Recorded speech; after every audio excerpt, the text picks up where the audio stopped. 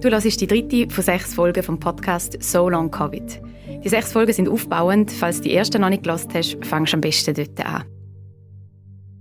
Ich bin am Stadtrand von Bern und besuche Jasna, Ärztin aus der ersten Folge.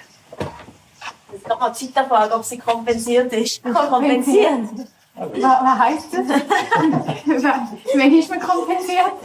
Jasna und ihren Wegemitbewohner sind am Rumblödeln. Sie begrüßt mich mit einer Frage, die ich definitiv noch nie in meinem ganzen Leben damit begrüßt worden bin. Bist du kompensiert? Wir reden von einer kompensierten Krankheit sozusagen, wenn eine chronische Krankheit wie im Lot ist. Also man kann wie zum Beispiel sagen, wenn eine Herzinsuffizienz, das ist wie eine chronische Krankheit, die jemand hat, wenn sein Herz nicht mehr wirklich gut funktioniert, aber man kann wie Medikamente geben, dass es sich wieder kompensiert.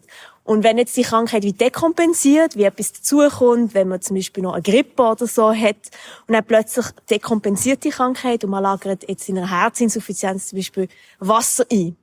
Und dann wird man zum Beispiel hospitalisiert zur Rekompensation.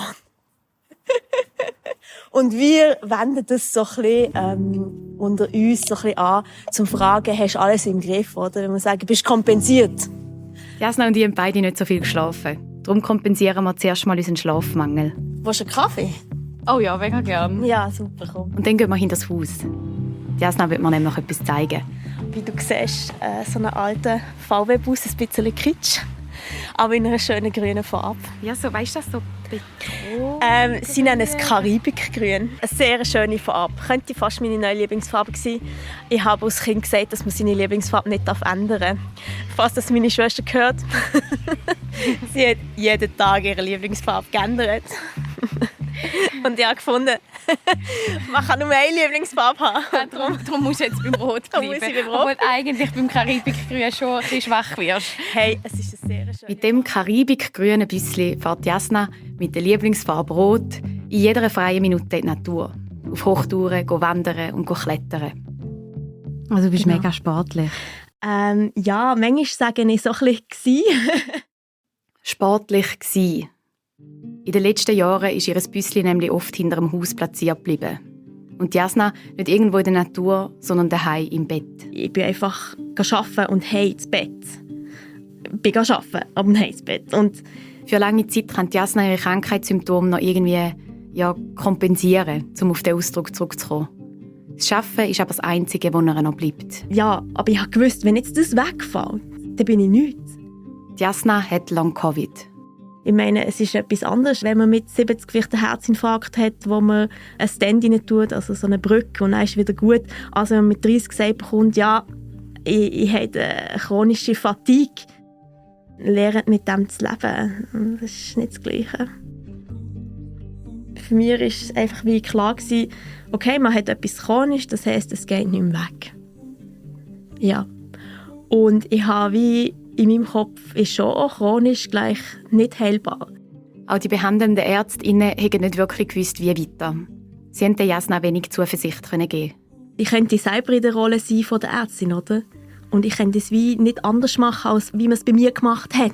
Aber natürlich, nein, als Patient oder Patientin ist das zerstörend, oder? Weil unsere ganze Hoffnung ist in dieser Medizin, wie wir selber nicht weiter wissen. Für Long Covid gibt es bis heute kein wirksames Medi oder anerkannte Behandlung. Jasna hat seit 1,5 Jahren Belastungsintoleranz, Fatigue, Kopfweh, Brain Fog, Schwindel und noch weitere Symptome. Eigentlich mag sie nicht mehr, auch nicht mehr arbeiten. Aber Jasna hat sich nicht vollständig krank schreiben lassen, weil sie keinen Plan hatte, wie es dann weitergeht. Und dann bin ich in einem See von, du bist krank, chronisch krank, und ich kann nichts für dich machen. Bis zu dem einen Tag, wo alles verändert hat. Das war der 3. Dezember. An dem 3. Dezember 2024 geht Jasna ins Spital arbeiten, wie jeden Tag. Sie hält einen Vortrag für ihr Team als Weiterbildung. Eine Publikation über Metamizol. Metamizol ist ein starkes Schmerzmittel. Sie vermittelt ihrem Team die neuesten Erkenntnisse dazu. Aber ich habe dann schon gemerkt, so ein bisschen, okay, es ist eigentlich fertig für mich. Ich kann nicht mehr. Ich bin so müde, ich bin so kaputt. Ich habe diesen Vortrag gehalten, ich war in einem Brain Fog. Ich habe die Fragen fast wie nicht verstanden, die mir mein Chef gestellt hat. Wirklich so verschoben gewesen von mir selber. Nach dem Arbeiten hat sie einen Termin bei ihrer Psychotherapeutin. Ja, ich war ein Häufchen elend. Ich konnte wie nicht mehr. Ich war so kaputt.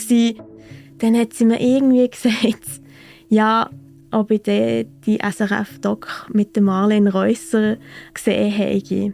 Nach dem gleichen Abend schauen sie die SRF-Doc über die Marlene Reusser, die Schweizer Profi-Radsportlerin.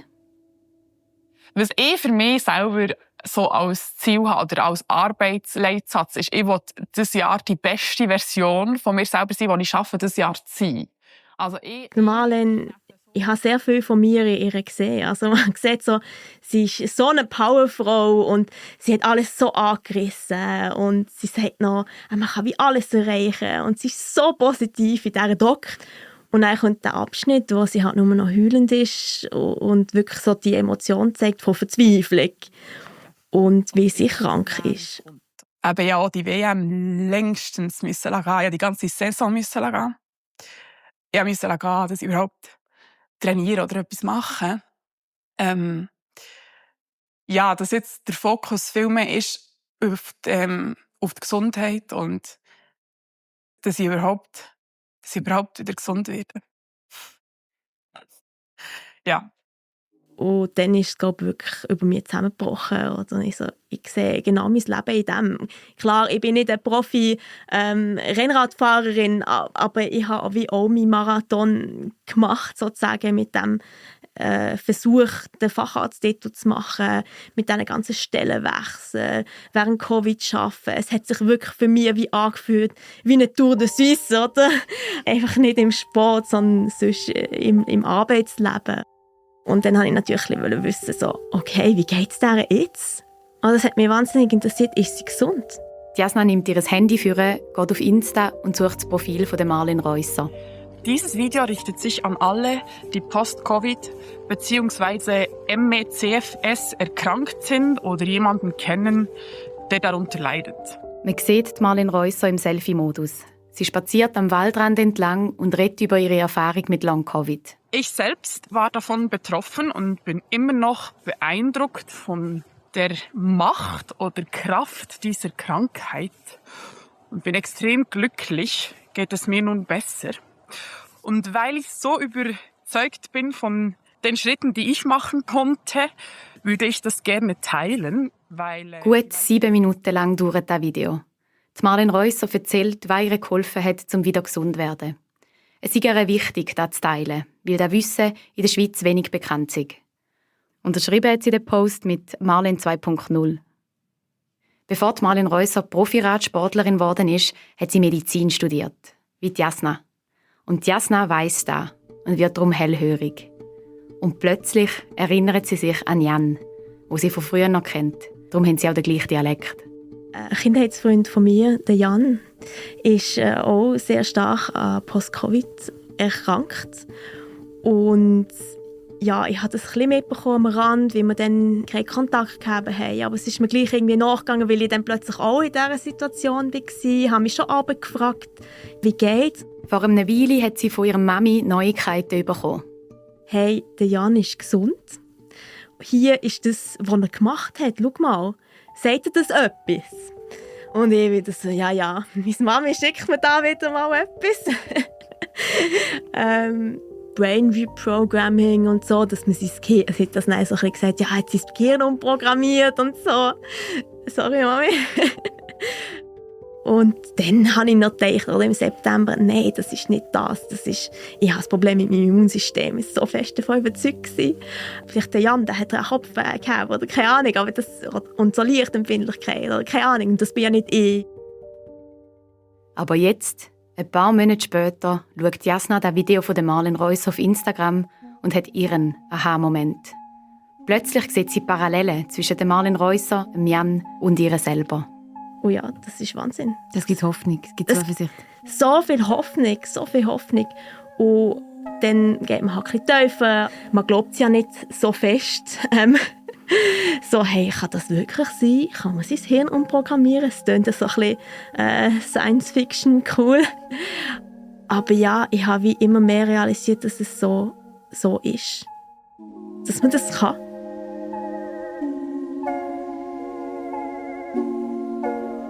Das ist der Podcast «So Long Covid», die 3. Folge «Science Fiction». Mein Name ist Zita Bauer. Der Jan, der Kindheitsfreund von der Jasna, der ist mein Partner.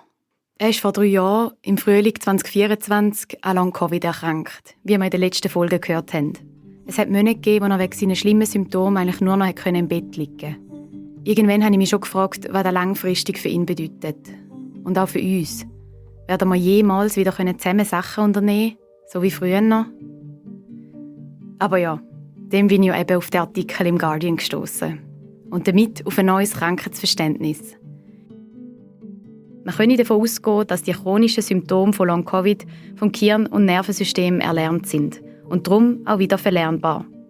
Basierend auf dieser Erklärung haben Marlene Reusser, Jan, Jasna und viele andere Long Covid überwunden. Überhaupt mal zu verstehen, was die neurowissenschaftlichen Grundlagen dieser Erklärung sind, das ist der erste wichtige Schritt Richtung Genesung. Und darum ist das auch das Ziel dieser Folge. Wie kann das Gehirn eigentlich Symptome lernen?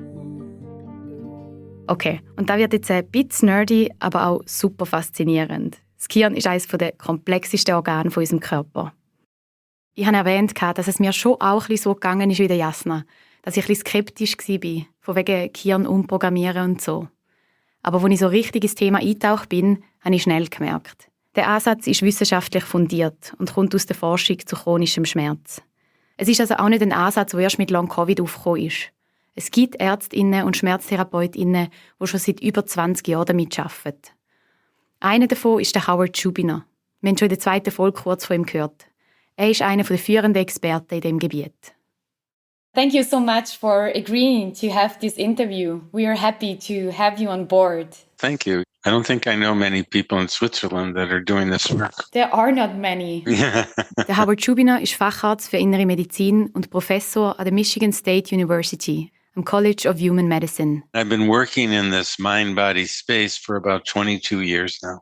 You're saying mind-body space. Let's clarify terminology, because it can be a bit confusing. There are so many terms. I know the term mind-body means so many different things to different people.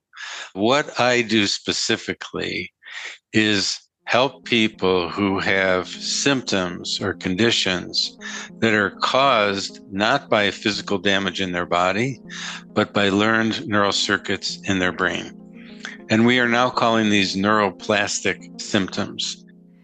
Neuroplastische Symptome.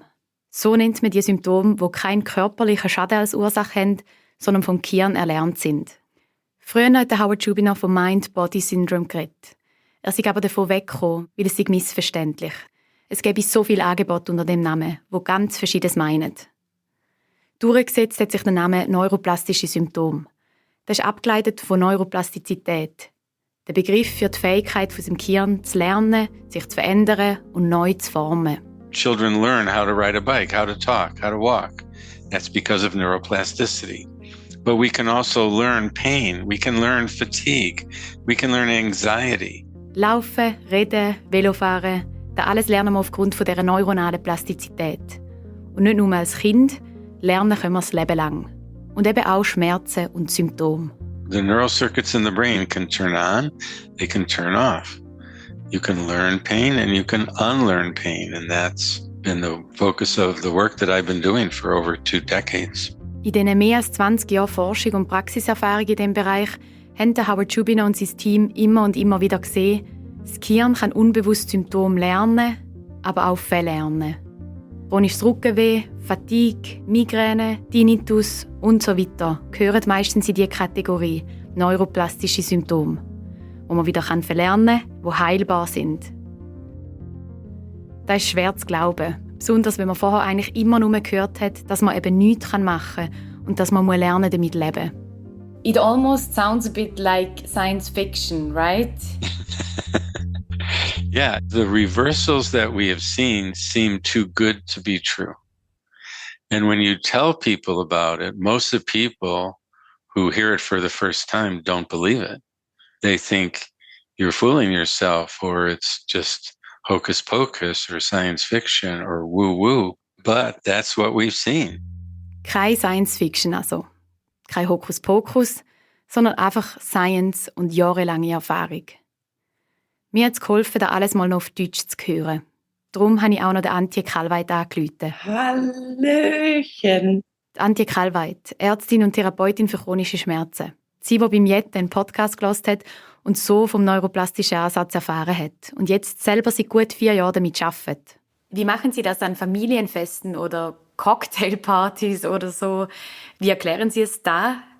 Ich gehe nicht mehr auf Cocktailpartys. Ich gehe auch nicht an Cocktailpartys. Keine Ahnung, aus welchem Ecke von meinem Gehirn diese Idee gekommen ist. Item. Ich will noch besser verstehen, wie Schmerz funktioniert. Und ich sage jetzt Schmerz, die Antje Kallweit auch. Der Mechanismus lässt sich aber auf alle möglichen Symptome übertragen. Man kann nur mit diesem Satz beginnen, jeder Schmerz entsteht im Gehirn.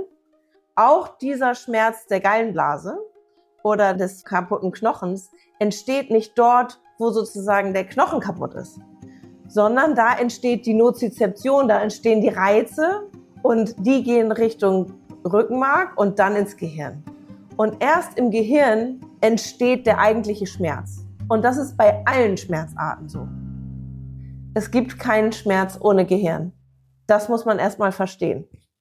Das Gehirn spielt die entscheidende Rolle bei der Entstehung von Schmerzen. Aber nicht nur.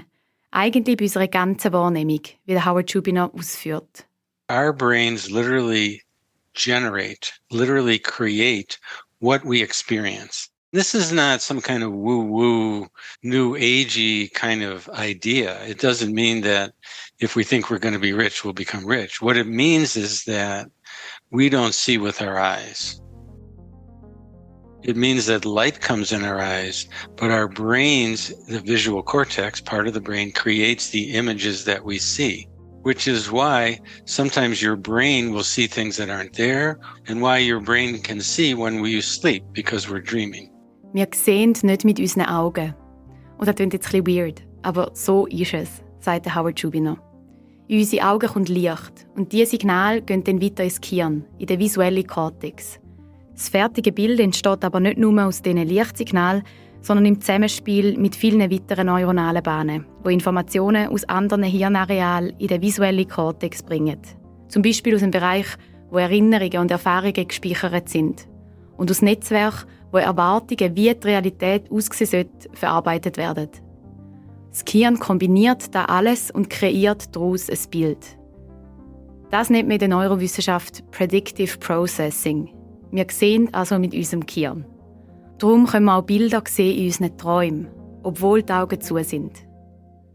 Und gleich ist es eben auch mit Körperempfindungen und mit Schmerz. We don't feel with our body. So weird. But it's true. When you touch a hot stove, it's not your finger causing pain. It's actually the brain. And we know that because many, many people, this has been recorded for many years, can have an injury and not have any pain. Wenn ich meinen Finger auf eine heisse Herdplatte lege, schicken die Nerven Signale ans Gehirn. Der Schmerz selber entsteht also im Gehirn. Das Gehirn entscheidet, ob und wie stark ich Schmerzen empfinde. Und darum macht es auch Sinn, dass Schmerzmittel oft im Gehirn ansetzen. Also Opioide, wie zum Beispiel Morphium oder Fentanyl, die wirken im Gehirn und im Rückenmark. Da ist die Grundlage, um neuroplastische Symptome zu verstehen. Dass jeder Schmerz und jedes Symptom schlussendlich im Gehirn entsteht. Und wie bei den Bildern, die wir sehen, wenn wir träumen, ist es eben auch möglich, dass Schmerz entsteht ohne Signal aus dem Körper, ohne strukturellen Schaden, wie die Antje Kallweit erklärt. Das ist das, was sozusagen die Schmerzwissenschaft immer mehr bestätigt, ist, es gibt Schmerz, der eben nicht entsteht aufgrund einer körperlichen Verletzung. Der nicht entsteht, weil da gerade sich ein Gallenstein durchwühlt oder dass da irgendein Nerv kaputt gegangen ist und trotzdem genauso echt ist. Also das ist sozusagen the revelation. Darum gibt es auch Phantomschmerzen. Schmerzen in einem Körperteil, wo gar nicht mehr rum ist. Also jeglicher Schmerz und jegliches Symptom wird im Gehirn produziert, aber das heißt noch lange nicht, dass es eingebildet ist. Im Gegenteil, das ist das Normale. Also es gibt gar nichts anderes. Jeder Schmerz entsteht im Gehirn und der ist nicht weniger echt, der ist auch nicht weniger stark. Das ist genauso echt wie jeder andere Schmerz. Es ist oft so, dass zwar am Anfang eine Infektion oder eine Verletzung ist, die dann aber abklingt oder verheilt und man keinen klar identifizierbaren strukturellen Schaden mehr im Körper findet. Der Schmerz und die Symptome aber sind geblieben. Echter Schmerz, echte Symptome. Ohne körperlichen Schaden, ohne Nervenverletzung. Das muss man zuerst mal sacken lassen. Es erinnert mich an den Film «Matrix», wo der Hauptdarsteller Neo erfährt, dass die Realität ganz anders zustande kommt, als er gedacht hat. Im Film ist es durch eine Simulation, eine computergenerierte Traumwelt. Im echten Leben ist die Matrix unser Gehirn. Etwas anderes kennen wir gar nicht. Das ist unsere Realität. Symptome wie Fatigue, Muskelschmerzen, Rückenweh, Migräne, Harndrang, Reizdarm und so weiter können vom Gehirn erlernt sein. And all these things can be debilitating and disabling and have a life of their own and still not be caused by a specific disease or tissue injury or pathologic process in the body. Und genau dort setzt Howard Schubiner, Antje Kalweit und ihre KollegInnen an. We help people change their brain in order to reverse these neuroplastic symptoms. Sie unterstützen die PatientInnen dabei, die Symptome zu verlernen, indem sie ihnen helfen, das Gehirn neu zu verknüpfen. And now you're saying that long COVID or post-COVID too is a neuroplastic condition. Yes, we've studied that extensively, and I write about this in my new book in great detail.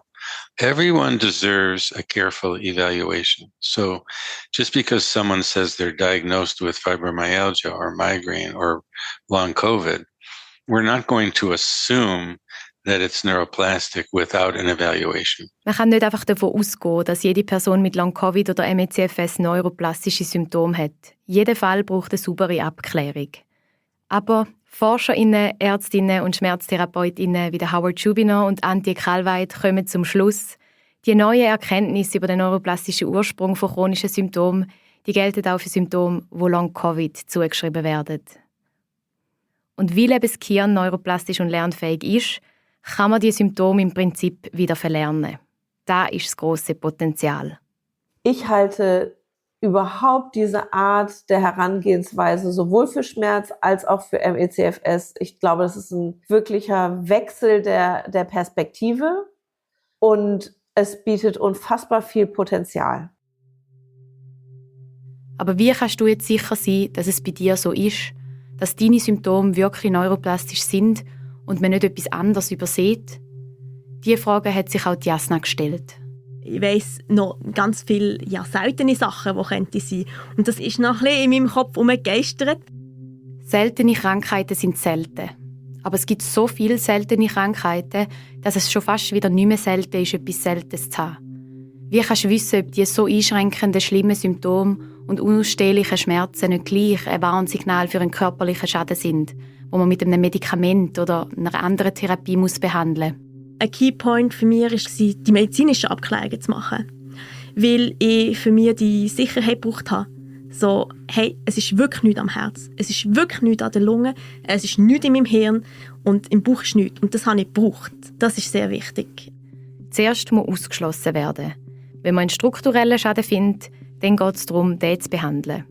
Und wenn man aber nichts findet, also kein Virus, keine Entzündung, kein kaputtes Organ, kein Gewebsschaden, keine Nervenverletzung, dann geht es zum nächsten Schritt in der Abklärung um neuroplastische Symptome. Which is looking very carefully at the characteristics of the symptoms. Do they come and go? Do they turn on or off? Do they get better when you're on vacation? Man sucht nach Hinweisen für neuroplastische Symptome. Kommen und gehen die Symptome? Werden es besser, wenn du in der Ferien bist? Das war zum Beispiel bei der Jasna so.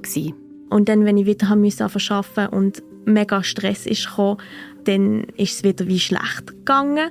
Ein anderer Hinweis ist, wenn die Symptome im Körper vom einen Ort zum anderen quasi wandern. Es war wirklich immer ein sehr unterschiedlicher Kopfschmerz. Manchmal vom Nacken aus, nachher von den Augen, dann wieder von hinten, manchmal an einem Ort, manchmal überall. Verschiedene, wechselnde, wandernde, unstetige Symptome. Das sind Hinweise, die wir dann sammeln müssen. Es gibt so eine Liste, wir nennen sie so einen Schmerzatlas, wo sie dann eintragen müssen. Und je mehr Symptome, je mehr Schmerzorte desto wahrscheinlicher, dass es ein neuroplastischer Mechanismus ist. Looking very carefully for those patterns can make all the difference because it comes back to having the aha or the click moment where people can realize, oh, I see what's going on here. Now we can move to the direction of recovery. Da ist er wieder, der Aha-Moment. Denn wenn PatientInnen verstehen, was in ihrem Körper vorgeht und wie es zu diesen neuroplastischen Symptomen kommt. Für mich war das nicht so klar gewesen. Die nicht strukturellen Sachen, sprich also die Sachen, wo wir wie körperlich keine Ursache finden. Ich meine, das gibt es in der Medizin zu Tonnen. Ich meine, so vielen Orten sagen wir, wir wissen die Ursache von euren Schmerzen oder solche Sachen, wir wissen es nicht. Wie gesehen im MRI, also in den Scans oder auch in den Bauchspiegelungen oder was auch immer, wie gesehen nichts. Oder wie gesehen etwas, aber es erklärt wie eure Schmerzen nicht, wie das normale Abnormalitäten sind, sozusagen. Und dann ist es mir wirklich einfach wie Schuppen vor den Augen gefallen, so, das ist das. Und dann ist wirklich für mich mein Weg klar gewesen. Und das ist Wahnsinn, oder? Wenn plötzlich jemand sagt, hey, es ist wie nicht einfach, aber du kannst es entlernen. Zu verstehen, was im Körper abgeht, ist entscheidend für den weiteren Genesungsprozess. Es braucht auch Grundvertrauen, dass der Körper an sich nicht kaputt ist. Und das zu erreichen, ist nicht einfach. Es ist genau das Gegenteil von dem, was man meistens hört. Du erinnerst dich, meistens heisst es nämlich, dass jede Symptomverschlechterung irreparable Schäden zur Folge hat, was mega beängstigend ist. Und dann kommt noch dazu, dass das wirklich schwierig ist zum Glauben, dass so schmerzhafte und einschränkende Symptome vom Gehirn erlernt sein können. Ich meine, ich habe das gewusst, man kann Kopfschmerzen chronifizieren, aber dass sich Halsschmerzen chronifizieren können, dass du dir so krank kannst fühlen, dass du nicht mehr unterscheiden kannst, ob das jetzt ein Virus ist oder dein Kopf sozusagen, das ist also für mich nicht in meinem möglichen Verständnis gewesen, bis zu diesem Punkt. Über die Evolution haben wir Menschen gelernt, körperliche Symptome als Ausdruck von körperlichen Schäden zu verstehen. Es ist überlebenswichtig, sich zu schonen, wenn man Schmerz spürt.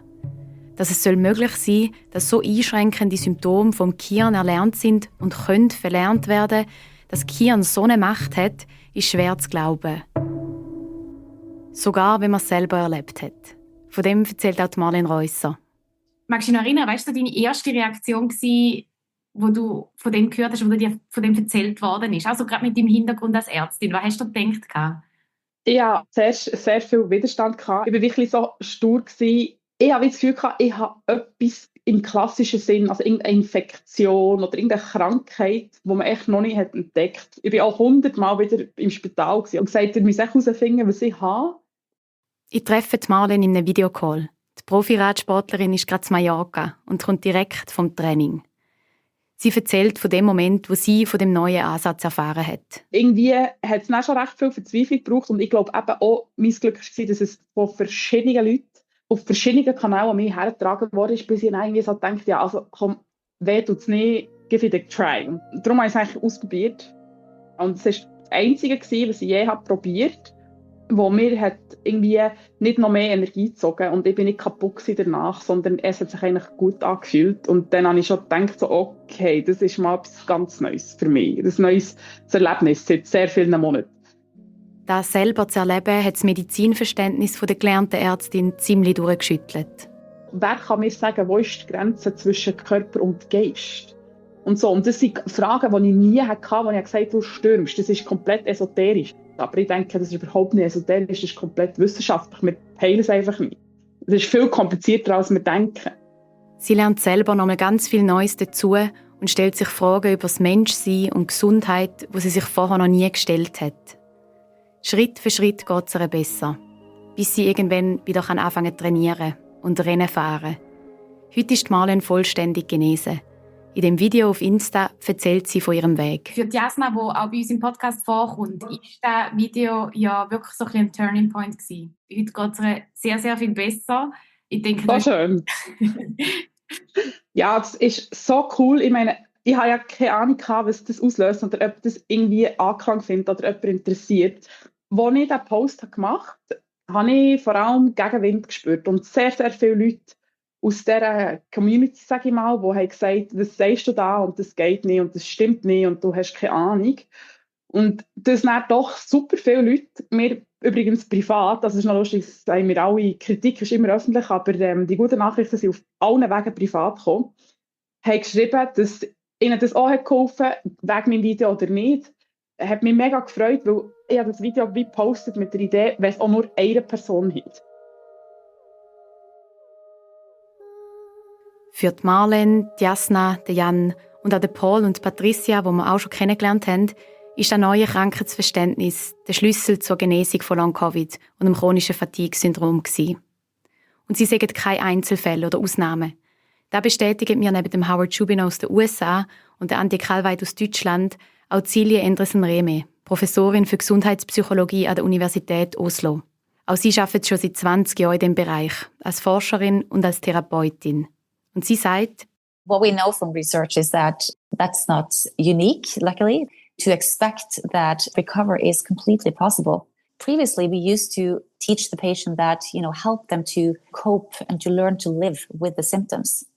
But now, the last 5 years, with the new, neuroscience, with the new evidence, with the new clinical models and the new empirical results that we have, we now, to a much larger degree, talking about living without, completely recovering from symptoms. Früher war das Ziel der Therapie, einen Umgang mit chronischen Schmerzen und Symptomen zu finden und lernen, damit zu leben.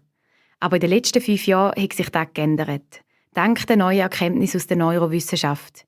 Immer mehr redet man davon, symptomfrei zu leben, auch vollständig zu genesen. Das menschliche Gehirn ist immer noch eine grosse Blackbox. Wie Schmerzen und Symptome entstehen, das versteht man aber immer besser. Egal, ob sie struktureller oder neuroplastischer Ursache sind, sie entstehen immer im Gehirn. Und sie sind real. Im Film Matrix gibt es die legendäre Szene, wo die Hauptfigur Neo vor die Wahl gestellt wird. Die blaue oder die rote Pille zu schlucken. You take the blue pill. You wake up in your bed. Mit der blauen wacht er in seiner gewohnten Realität auf. Das Leben geht weiter wie bisher. You take the red Mit pill. der roten erfährt er, was hinter der Matrix steckt und alles wird anders. Jasna entscheidet sich für ihre Lieblingsfarbe. Und mit dem habe ich wirklich einen Plan gehabt, wo ich wusste, was ich machen soll. Oder was ich machen kann. Und dass ich etwas machen kann. Dass es wirklich eine Chance gibt, dass ich geheilt werde. Es gibt die Chance, dass Jasna mit ihrem karibikgrünen Büssli wieder auf Abenteuer gehen kann. Und für mich ist das einfach eine Freiheit. Ich kann einfach irgendwo herfahren, ich kann in die Natur gehen, ich kann dort schlafen. The hope is not an illusion. It's not wish thinking. It is actually founded and grounded in what we know from science and empirical evidence. And if we don't do that, I think we risk that you sort of give up, which is really, really dangerous. Die Hoffnung ist keine Illusion, sondern basiert auf wissenschaftlichen und empirischen Erkenntnissen, sagt Silje Endresen-Rehme. Gefährlich sei die Hoffnung zu verlieren. Das ist der Podcast «So Long Covid», die 3. Folge «Science Fiction». Und in der nächsten Folge wird es dann endlich handfest. Was genau kann man jetzt machen, um das Gehirn umprogrammieren, um neuroplastische Symptome zu verlernen und wieder gesund zu werden? Also ich habe mir ja quasi wirklich den Empfehlungen von der Klinik widersetzt und wie so genau das Gegenteil gemacht, was die Oberärztin dort empfohlen hat. Ich habe nicht gewusst, ob es stimmt. Ich habe gewusst, es ist auch ein Wagnis, es ist ein Risiko, aber es war auch eine Entscheidung. Ich habe mich auch entschieden, ich setze jetzt einfach mal 100% auf das. Und dann ist es eben einfach passiert, als ich dann plötzlich um mich an Steigen laufen konnte, ist das schon noch mindblowing gewesen. Meine Füße sind schon am Sterben. Okay. 1. Lass mein Handy nicht ins Wasser fallen. Ist gut? Ist gut. 1, 2, 3. Der Podcast «So Long Covid» ist eine unabhängige Produktion von Jan Zusso und mir, Zita Bauer. Wenn dir der Podcast gefällt und du das Thema wichtig findest, freuen wir uns mega, wenn du ihn weiterempfiehlst. Und eine Bewertung im App hilft uns, dass wir von anderen gefunden werden. Die nächste Folge kommt in einer Woche, am Sonntag, 29. März.